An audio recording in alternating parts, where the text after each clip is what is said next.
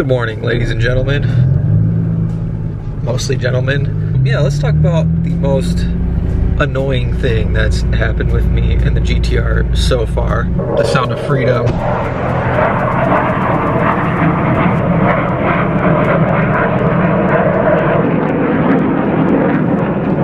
That's all of our collective tax dollars just in that takeoff alone in jet fuel.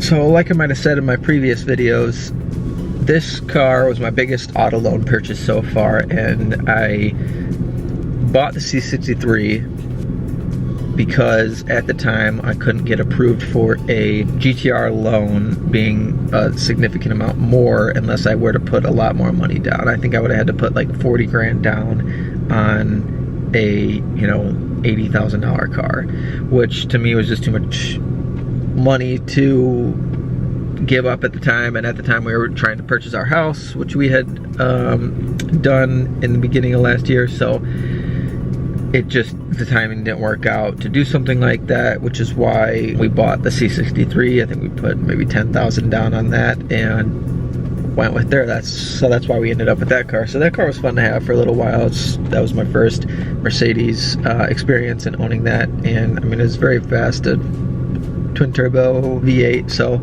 it was a lot of car for the money. And so when it came to buying the GTR, I was shopping around a lot for the loan and everything like that, and it was a lot easier than the time before, just because we had that loan history built up with the Mercedes and everything like that. So that's definitely something that I really didn't think about too much, even at the time of when we went to buy this. Granted, I could have, cleared my bank account out and just bought one in cash, but that wasn't something I wanted to do with buying the house and everything like that. So it was a little surprising to me, not being able to do something, having the funds for it, unless it's a huge chunk of money down. I mean, we're talking 50% down is what they wanted, which to me that just didn't make sense to do, because I can use that money and make more than the interest rate on the loan, so that wasn't gonna fly.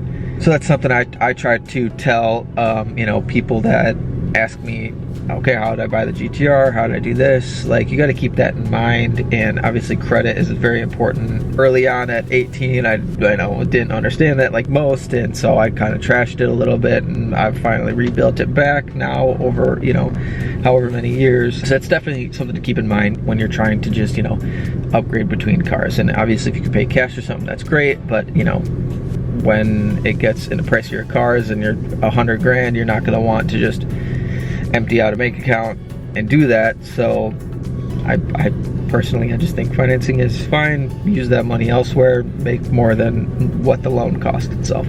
So that's where we were at, and I'm shopping around for loans and stuff like that, and I'm working with the dealership that has this GTR. They recommend a local credit union, so I go with them, and everything worked out. The funding went through.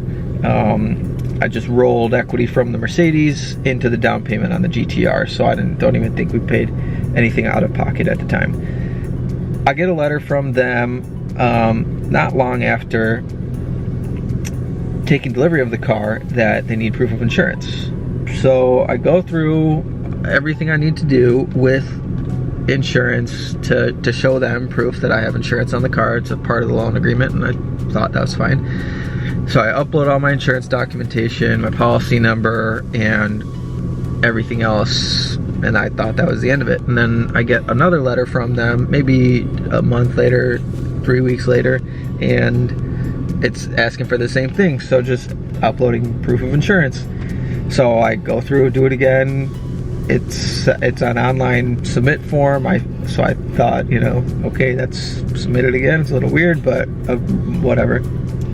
And then, about a month or two later, I get a letter from them saying that they've pulled an insurance policy for my loan for $17,000 for a 12-month insurance premium.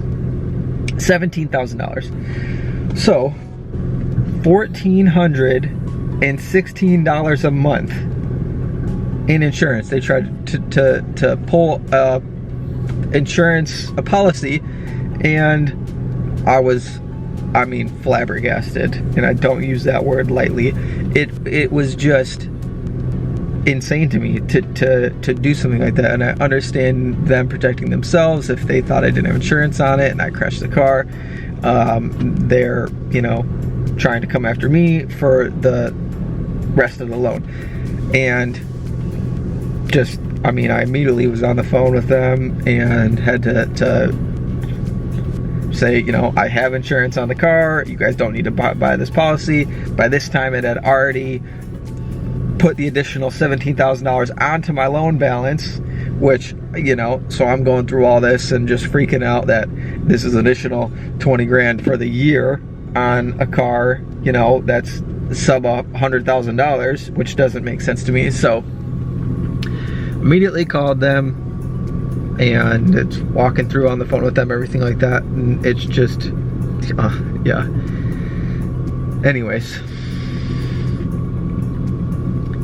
so I finally get them, you know, on the phone, get them to clarify, get them to understand that I have insurance on the car, I have a policy on the car already, that they don't need to do this, and it gets a while to get them to knock it off the loan and then to clear it. Another issue I ran into as well with them is that they funded it back about $16,000 worth, so an additional $900 or something like that was left on this insurance premium that they bought. So I call again and I, you know, explain that I had just got this taken off.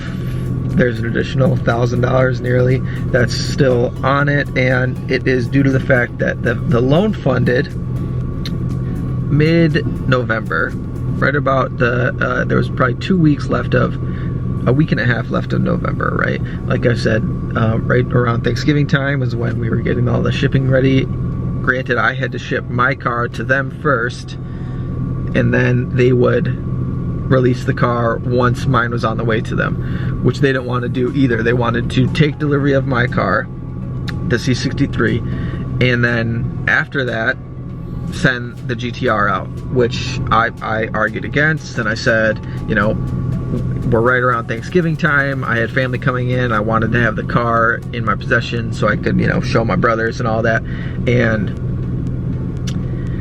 so they agreed to sending the GTR out once the delivery company had picked up the C63. So we had a truck come grab my car, start the drive to Oregon, and then they released the GTR with a different driver to come to me. So I took delivery of it, I think, on Thanksgiving Day, and this was the time that I was shopping for insurance, shopping for a lower rate, and then my policy started, it shows, at least on my insurance, December 2022. So they said the additional $900 is because you didn't have insurance on the loan, on the car when the loan was funded. And you know, I've explained 2-3 times that I didn't take possession of the car till the very end of November. There was maybe a day where it didn't have insurance on the car that was even in my possession. And with just how all the insurance was funded or the policies were set, everything like that, it just showed it at the beginning of December. So that was something that I'm still arguing against, and having to reach out to the dealership that sold me the car, having them have to try to reach out to the insurance company and say I didn't have delivery of, or I didn't take possession of the car as soon as the loan was funded. So these are all new things I'm dealing with, new things I have to work through. Granted, now this is 6 months after I've had the car, and so if you're buying a car, keep it in mind. Just get insurance and prove it on for your loan and the company and all that. So yeah, $17,109 for 12 months. That broken down, that's more than the car payment itself every single month. more money on insurance than the car payment. So to me, that was just totally crazy. That's by far the most irritating thing I've had to deal with owning this. And if you've had an experience like it, let me know. I'm sorry for you. But yeah, has this happened to anyone else or just me? This is just my luck. So my advice to you is pull a loan, insure it right away, make sure they know it's insured, and yeah. But anyways, yeah, next video I'll probably talk about what I actually pay for insurance and who I do insurance through. I'm paying insurance on 4 different cars, and I think the amount might surprise you. It's a lot cheaper than I thought it would be every single month for me, who's 28 years old. I have a lot of speeding tickets, history of them at least. I don't know what's still on my record versus what's not. I lost my license at 18 very briefly, and yeah, stick around if you're interested to know. If you know you got any other questions, shoot them in the comments, let me know. But yeah, thanks for watching, everyone. Make sure to like and subscribe.